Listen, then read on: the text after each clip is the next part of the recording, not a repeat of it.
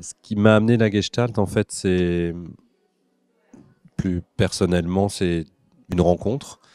J'ai toujours été très curieux. J'ai commencé très jeune, hein, une thérapie. J'en ai fait plusieurs avant de rencontrer Arnaud Sebal. Et j'avais cette curiosité d'essayer de comprendre comment on fonctionnait. En fait, j'avais vraiment cette envie d'être heureux. Voilà. Cette quête du bonheur, j'avais envie de comprendre comment fonctionnaient les êtres humains, comment je fonctionnais. Et très rapidement, donc, j'en suis venu à commencer une thérapie avec Arnaud Sebal, qui a créé l'IFAS. J'ai fait une thérapie pendant 1 an avec lui. Et au bout d'1 an, il m'a dit, ça serait bien que tu fasses des stages en groupe. J'ai dit non, non, j'ai pas envie. Je voulais pas du tout faire de stage en groupe.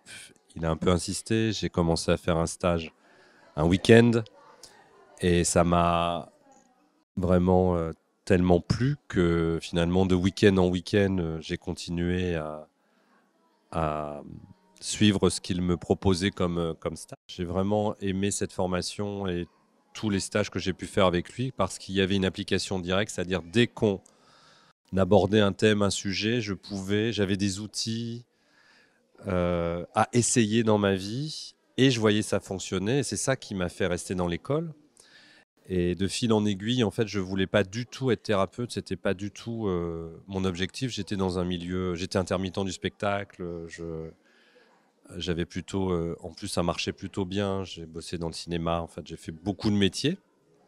J'ai eu 5 métiers différents, mais je continuais ce développement personnel, enfin ce que moi j'appelais ce développement personnel, même si c'est devenu après une formation professionnelle, parce que je pouvais l'appliquer dans ma vie personnelle et professionnelle.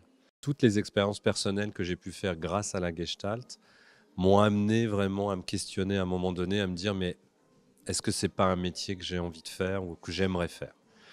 Alors ce qui est paradoxal, c'est que tous les métiers que j'ai eus, je les ai faits avec enthousiasme et j'ai foncé tête baissée et vraiment j'ai eu à chaque fois des grandes réussites parce que j'étais accompagné derrière.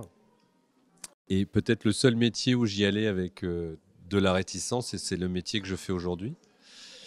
Euh, Parce que j'avais peur de ne pas être à la hauteur, j'avais peur de ne pas réussir. Et donc j'ai commencé par prendre une personne, mais je continuais à travailler à côté. Puis deux, puis trois. Et vraiment, je pense que chacun a un parcours différent par rapport à l'approche du métier de thérapeute. Moi, ça n'a pas été un coup de cœur dès le départ, mais je crois que peut-être l'amour que je porte aujourd'hui à ce métier est un amour qui s'est construit au fur et à mesure de peut-être mon apprentissage du métier. Parce que c'est un métier qu'on apprend à l'école, mais qu'on apprend surtout en le faisant. Et au fur et à mesure que j'ai appris que j'ai vu que je pouvais aider des gens, je pense que c'est ça aussi qui m'a conforté dans l'idée de continuer.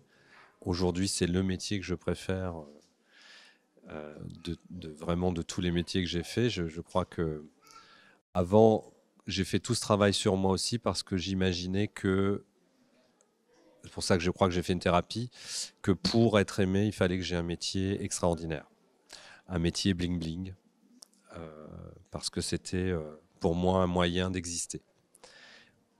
Et, et en même temps, j'étais frustré parce que ça n'avait pas beaucoup de sens. Enfin, ça manquait de sens. Voilà, je me suis vraiment éclaté. J'ai fait des métiers extraordinaires. Je me suis éclaté, mais ça manquait un peu de sens dans ma vie. Et je crois que aujourd'hui, j'ai un métier qui fait sens. Voilà, j'ai vraiment l'impression d'aider les gens à être plus heureux. Parce que c'est ça aussi ce que j'aime dans la Gestalt. C'est pas juste un travail thérapeutique où on va résoudre ses problèmes.